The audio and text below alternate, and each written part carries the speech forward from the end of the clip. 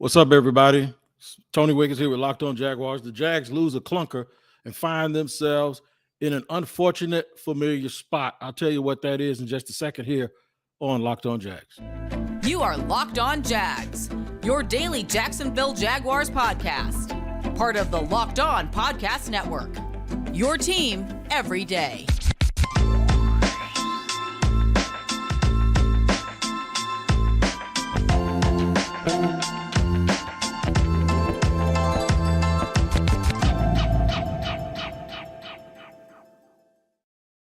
Thank you once again for joining me for a postcast edition of Locked On Jaguars here on Locked On Jaguars, where it's your team every day.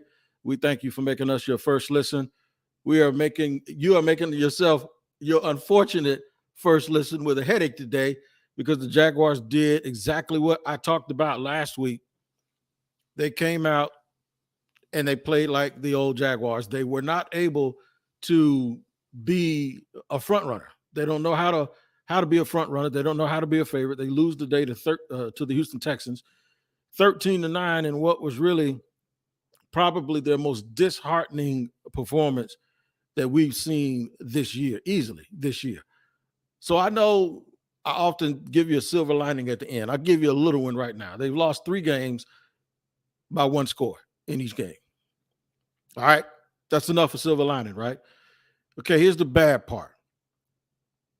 Trevor Lawrence is now going to enter a situation where he is going to be questioned about everything. And when I mean everything, when I say everything, I mean everything. You are going to hear people this week talk about Clemson, Dabo, Tony Elliott. You're going to hear people wonder even if Urban Meyer was right for putting him in a competition with Gardner Minshew. You're going to hear people bring up and discuss the fact that he does not play like a generational quarterback, that he has a good arm, but he doesn't have it upstairs. You are going to hear people bring up an interview that Trevor did before the draft process where he said there's more to life than just football. This is coming at a time now when allegedly there's a 45-year-old guy who might not be married too much longer because he loves the game so much, and everyone uses him as the standard that this thing is measured by. I'm going to get to most of your comments if I can. And all I'm going to tell you is this. My buddy Brandon asked me, Brandon says, can I say it now? And I know what he's talking about, that the kid isn't generational. You can say whatever you want to say. But you can definitely at this point question whether Trevor Lawrence is generational. I told you about this last week. My bad, my fault. And how guys that I know that have coached for a long time can't stand when guys either do one or two things when they make a mistake. They smile like, I can't believe that happened, or they pat themselves on the chest and they tell the rest of the team it's on me. And I told you, my bad, my fault, it's on me. That won't last too long. That people will get sick and tired of, I know it's on me, and they'll be like, I know it's on you. It's all your fault. Today, as I left the stadium, there were people saying he sucks. He stinks. He's no good. His mechanics are off. Doug doesn't trust him. I don't know if all of that is true, but it's all fair game right now because this is the second week in a row where the guy that you think is going to lead you is the guy that lets you down the most. And not only that, that stuff becomes contagious. Trevon Walker. And I know I got people that love Trevon that listen to my show, but I'm going to be honest. And they can't take this stuff personal because I hope they're not living for the applause from me because they can't die from the criticism either. That was a bonehead, stupid penalty that he had. They get off the field if he doesn't do that on the next play. I'm sure of it because the Jaguars defense held them to less than like 250 yards total for the day. When I tell you that Jacksonville outgained them, and I'm going to get the numbers, I'm going to get the exact numbers here. In total yards, 422 to 248.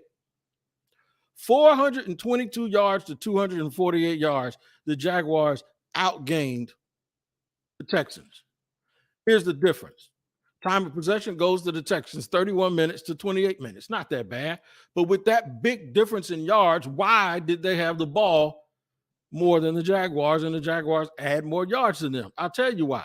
Because the Jaguars threw an interception in the red zone when they were going in to score right at halftime. This team needs to be front runners and play from the front. And I know that didn't work in Philadelphia, but they need to be able to get off to an early lead and don't let a bad team like this hang around. This loss it zapped all of the enthusiasm that a lot of fans had coming into this year. It has zapped a lot of enthusiasm, and there's nobody to blame for the most part except Trevor Lawrence. I'll tell you more about it here in just a second on Locked On Jaguars on a special postcast edition of Locked On Jaguars. After I tell you about Prize Picks, I hope you put your Prize Picks selections in today. They're daily fantasy selections where you put your entries in and then there are player projections, right? Then you have to ask yourself, is it going to be more or less? More yards or less yards? Damian Pierce got 99 yards. I don't think they said he was going to get that many. So if you said more, you would have had at least one of your selections right. And if you get up to 5 selections, you can win 10 times your money. You can even pick a flex option if you choose 5, and you don't have to get all 5, and you'll still get paid. Download the Prize Picks app or go to prizepicks.com to sign up and play daily fantasy sports. First-time users can receive a 100% instant deposit match up to $100 with the promo code Locked On. That's right, one word, Locked On.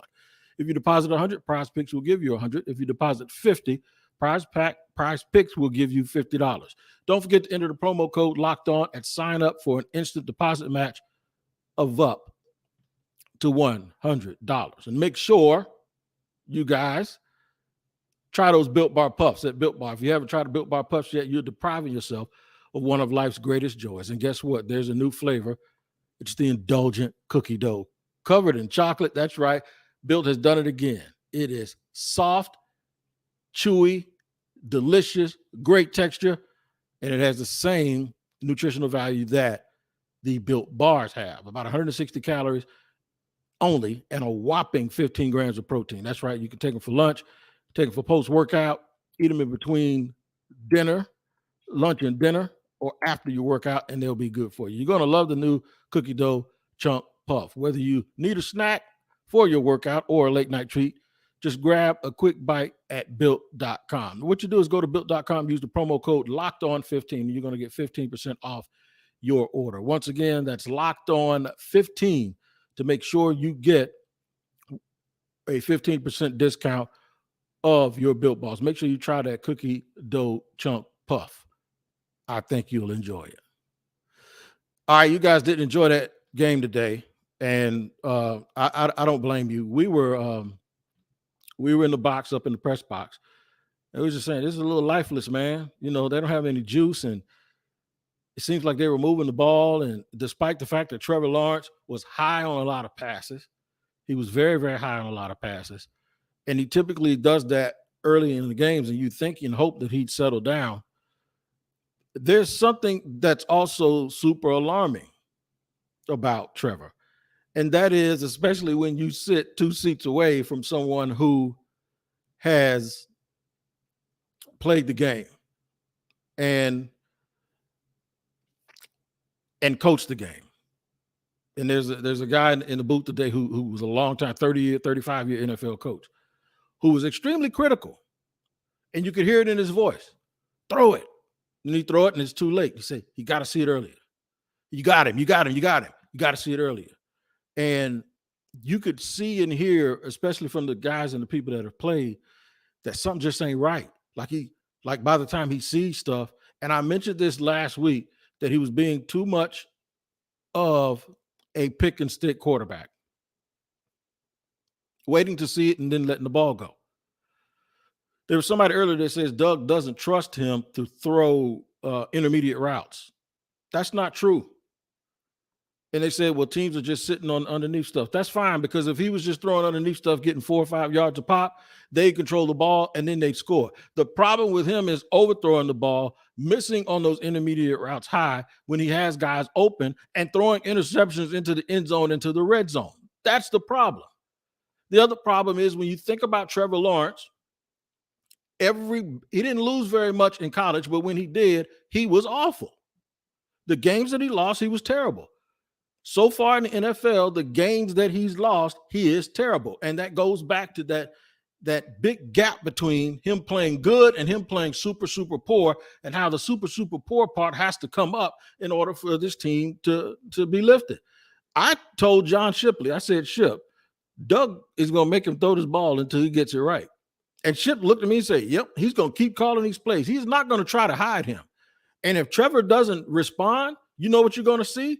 Somebody just said on the line that I baby Trevor too much. Are you serious? You need a Q-tip, because that's not what's going on here. But I looked at Shipley and I said, Trevor, he's going to make Trevor continue to throw this ball. So people say, why didn't he run the ball more? 5.6 yards a carry. Stats don't tell you situational football. If it's 3rd and 15, why would they run? If they got 5 yards on first down and it's 2nd and 5 and they get a holding penalty and it's 2nd and 15, why would they run the ball? You can't retrospectively look at what happened in the game and base the stats on it's situational football. He is not going to hide him, and you guys should appreciate that. You ain't going to protect him.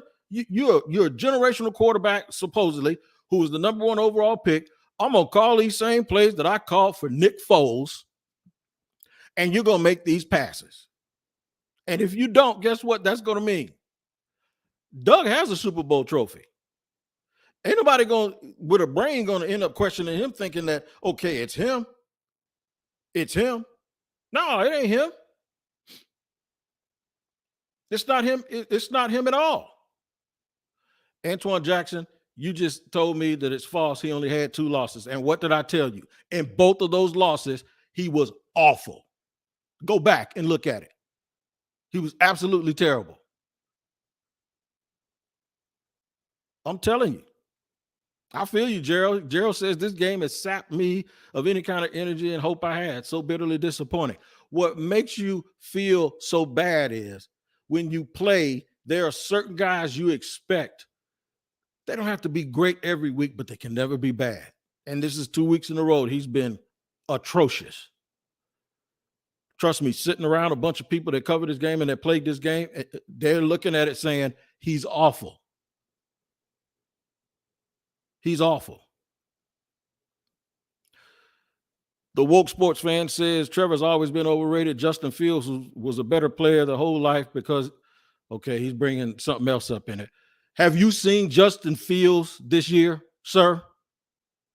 That's not a good example to use anyway. And we ain't bringing all that other stuff up in here. So,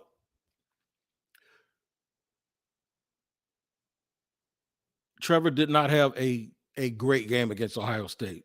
Trevor Lawrence in the second half of Ohio State was fumbling the ball around, fumbling every time he gave. Trevor, late in that game, in that close game, Trevor looked exactly like he looked today. But that's neither here nor there. You want to fuss about something that happened in college. I'm telling you about what's happened today. And I'm telling you about what the perception has always been about him, is that when he looked bad, he looked awful. So you can go ahead and go and keep talking back about college and all of those things. But I'm telling you what is going to be said today and what's going to be said tomorrow. They're going to bring up that article. They're going to wonder if he's generational, because this is what happens when they lose. If you don't believe me, you would never in your wildest dreams think that those fans will be booing Trevor Lawrence 5 games into the year. And guess what? They are.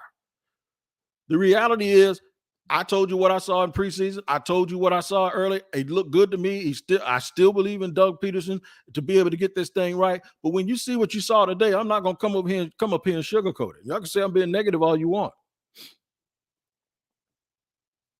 Gerald, you're right. Now we'll hear the same old thing at press conferences. We'll learn from this. We didn't execute. Same old stuff. You are exactly right. Tremont Hughes says he can't play with adversity. Tony Marr says he ain't got that dog in him. See, this ain't me. I ain't telling those people to say this stuff. Thomas Vineyard, Wig, so what do we do now? What do we do now? I don't know. If I had to answer to that, I'd be rich. I have no idea. Now, they got a chance to get right next week and beat the Colts, because they always seem like they beat the Colts, even though they seem to split with them a lot too. But I didn't realize that was 9 straight times Houston has beaten Jacksonville. 9. Nina. So we'll just have to see what they do here moving forward. All right. Make sure you tune in Monday through Friday on Locked On Jaguars. I'm going to do a deep dive and try to bring you some of this heat, man. But there's no way the Jaguars are supposed to outgain a team by over 150 yards and still lose. Travis Etienne had the best game he's had. Damian Pierce had 99 yards on 25 carries. The Jaguars said they were interested in him in the draft. He's from Bainbridge, Georgia. He probably said, you should have picked me. What up, Cuddy Green? I'll do it. I'll keep talking. Antoine Jackson said, Jags media act like the team they cover are good before Trevor.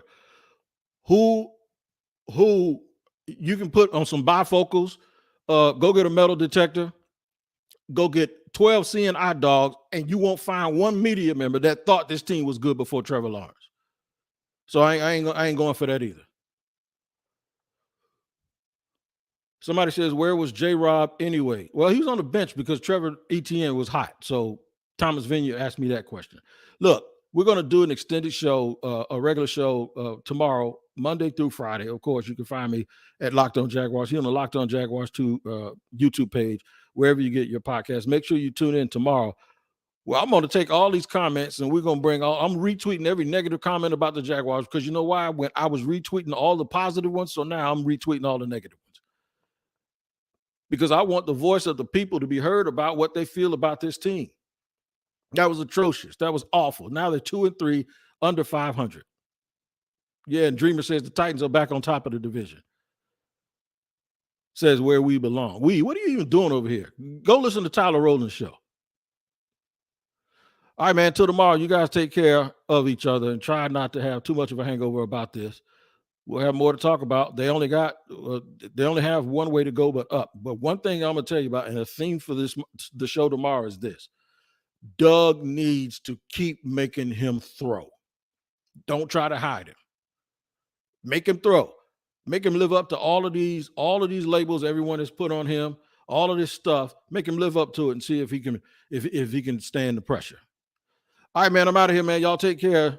Locked On Jaguars, Monday through Friday, wherever you get your podcast.